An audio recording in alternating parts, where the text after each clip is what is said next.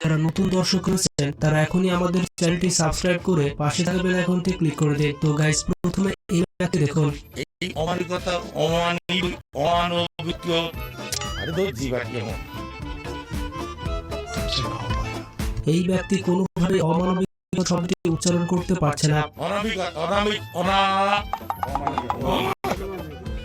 এত বড় একজন ব্যক্তি এই শব্দটুকু উচ্চারণ করতে পারছে না।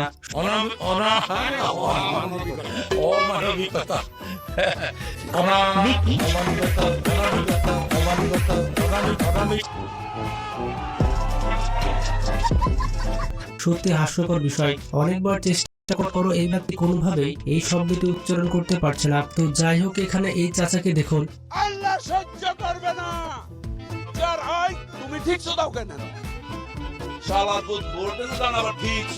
এই চাচা সবাইকে কিভাবে জোর করে মোনাজাত করাচ্ছে। সবাই হাত তোলেন। এই শালার বুদারা মোনাজাত কর, মোনাজাত কর। এই ব্যক্তি সবাইকে গালি দিচ্ছে আর আল্লাহর কাছে হাত পেতে দোয়া চাইতে বলছে। পুরো শালার বুদারা মোনাজাত কর। ভাই করতে বসে। এবং সে নাকি আল্লাহর কাছে মন খুলে বিচার দিচ্ছে। ওই এটা কইরে কোনদিন মনে মনে কবি শালা। আল্লাহ তোমার কাছে বিচার দিল।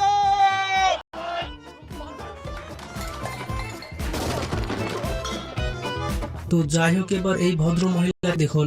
মাননীয় পটুয়াখালী তৃতীয় তিনি সংসদে দাঁড়িয়ে ঠিক মতো পড়তে পারছেন না। 1320 মেগাওয়াট ক্ষমতা বিদ্যুৎ কেন্দ্র স্থাপনে। আমার মনে হয় তিনি সঠিকভাবে রিডিং করাটাই শিখেননি। শেখ কামাল, শেখ জামাল ও শেখ রাসেল। তার এমন বক্তব্য শুনে সংসদের সবাই অবাক হয়ে গিয়েছে। সেতু মন্ত্রীর পুত্রী কৃতজ্ঞতা। তো যাই হোক, কারা কারা এরকম ঠিক মতো রিডিং করতে পারেন না তারা কিন্তু কমেন্ট বক্সে জানাবেন। যাচ্ছে, এগিয়ে যাচ্ছে। তো এখানে এই ব্যক্তিকে আল্লামা হুজুর মন্ত্রী বলা হয়ে থাকে। তিনি কিভাবে কোরআন তেলাওয়াত করছে তা আপনারাই শুনুন।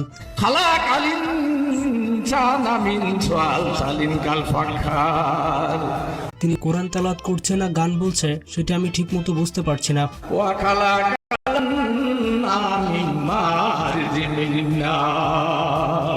তো এবার আসা যাক আমাদের প্রিয় মমতাজের কাছে। সংসদে দাঁড়িয়ে মমতাজ এটা কি বললো তা আমার মাথায় ঢুকলো না। বাংলা থেকে শুরু করে এমন কোন বাংলা তর্জমা নাই যেটা অনেকবার না পড়েছি। তিনি সবার সামনে বলেছেন তিনি নাকি ইসলামের সকল হাদিস পড়ে ফেলেছেন। এবং শুধু তাই না, সিয়াসাত হাদিস, তিরমিজি শরীফ, মেশকা শরীফ, আবু দাউদ শরীফ, বুখারী শরীফ, মুসলিম শরীফ থেকে শুরু করে এমন কোন খণ্ড নাই। এবং ইসলামের সকল হাদিস পড়ে তিনি গায়ক হয়ে গিয়েছেন।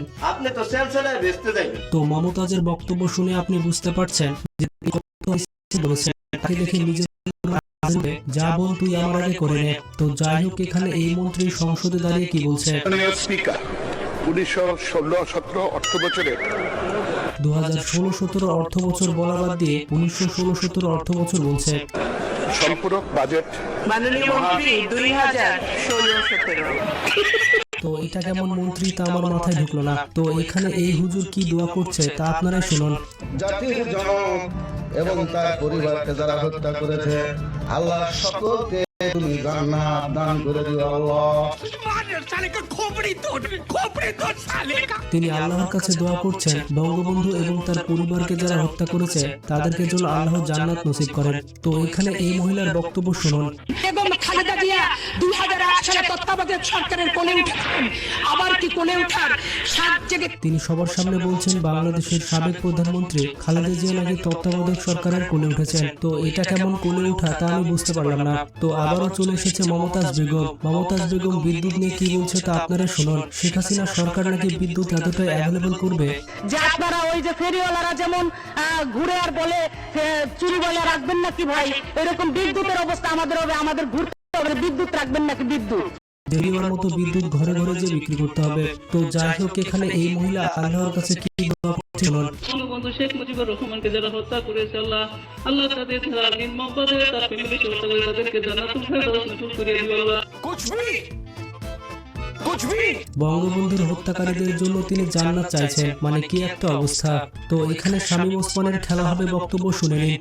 24 তারিখের পরে আসো খেলবো, খেলা হবে, খেলা হবে। তার এই ফানি বক্তব্য অনেক ভাইরাল হয়েছিল 24 তারিখের পর খেলা হবে। এবং সবার মুখে মুখে ছিল যে খেলা হবে। তো এখানে খালেদা জিয়ার সামনে তারই লোকজন তার অসম্মান করে ফেলে। এই স্বাধীনতার মাসে আমরা তিলকওয়ালী মুখ্যমন্ত্রী খালেদা জিয়াকে এক মুহূর্ত ক্ষমতায় দেখতে চাই না। এখানে খালেদা জিয়া বসে আছে আর তার সামনে তার দলের লোকজন বলছে যে তাকে ক্ষমতা থেকে নামিয়ে দিবে। এই কথা বলে এক মুহূর্ত তিলকওয়ালী মুখ্যমন্ত্রী শেখ হাসিনাকে ক্ষমতায় দেখতে চাই না। আসলে এই লোকটি বলতে চেয়েছিল যে শেখ হাসিনাকে ক্ষমতা থেকে নামাবে, ভুল করে খালেদা জিয়া বলে ফেলেছে। তো গাইজ, এখানে এই ভদ্র মহিলা বসে আছে এবং তাকে দেখে মনে হচ্ছে সে যেন মারা গিয়েছে। প্রথমে তার অ্যাটিটিউড দেখে সবাই ভয় পেয়ে গিয়েছিল, পরে যখন তাকে নাড়াচাড়া করা হয় তখন বুঝতে পারা যায় যে তিনি সুস্থ আছে, তিনি শুধু ঘুমাচ্ছিলেন। আসলে তখন তার আবেগ কাজ করছিল, বিবেক কাজ করে নাই।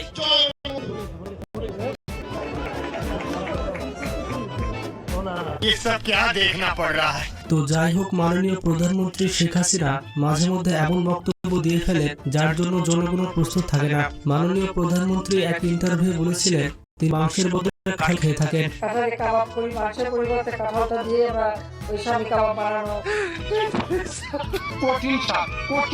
তিনি মাংসের বদলে কাঁঠালের কাবাব তৈরি করে থাকেন। তাছাড়া তিনি আরেকটি ইন্টারভিউ বলেছিলেন তিনি মিষ্টি কুমড়া দিয়ে বেগুনি তৈরি করে থাকেন। মিষ্টি কুমড়া দিয়ে খুব ভালো বেগুনি না বানায়, মিষ্টি কুমড়া দিয়ে বেগুনি বানানো যায়, সেভাবে আমরা করি। যেহেতু বেগুনের অনেক দাম, তাই তিনি বেগুনের চপ না তৈরি করে মিষ্টি কুমড়ার চপ তৈরি করে থাকেন। তাছাড়া বাংলাদেশে যখন পেঁয়াজের দাম অনেক বেড়ে গিয়েছিল তখন প্রধানমন্ত্রী শেখ হাসিনা বলেছিল যে পেঁয়াজ ছাড়াও রান্না করা যায়। পেঁয়াজ ছাড়াও কিন্তু রান্না হয়, হ্যাঁ আমি কিন্তু আমি করি, তো আমাদের বাসায় করে। তিনি নাকি তার বাসায় পেঁয়াজ ছাড়াও রান্না করে থাকেন। তো যাই হোক, এরপরে রয়েছে আমাদের ওবায়দুল কাদের। তিনি একবার একটি স্টেজে বক্তব্য দিচ্ছিলেন, কিন্তু যখনই তিনি স্মার্ট বাংলাদেশ বলবেন তখনই তার স্টেজটি ভেঙে পড়ে যায়। স্মার্ট বাংলাদেশ। ওবায়দুল কাদেরের স্বপ্নের স্মার্ট বাংলাদেশ আর পূরণ হলো না। তো মাঝে মধ্যে ওবায়দুল কাদের এমন সব বক্তব্য দিয়ে ফেলে যার জন্য তাকে অনেক মিমসের শিকার হতে হয়। এছাড়াও ওবায়দুল কাদেরের আরেকটি ভাইরাল ডায়লগ হচ্ছে মাসুদ ভালো হয়ে যাও। ভালো হয়ে যাও মাসুদ, ভালো হয়ে যাও, তোমাকে আমি অনেক সময় দিয়েছি, তুমি ভালো হয়ে যাও। ওবায়দুল কাদেরের কাছে মাসুদ কোনোদিনই ভালো হয় না। মাসুদ, তুমি এখানে খেলা শুরু করছো, তুমি তো কোনোদিনও ভালো হবে না। তো যাই হোক, আপনারা দেখতেই পেলেন রাজনীতিবিদরা কত ফানি হয়ে থাকে। তবে আপনাদের উদ্দেশ্যে বলে দিতে চাই এই ভিডিওটি শুধুমাত্র এন্টারটেনমেন্টের জন্য করা হয়েছে, বিষয়টিকে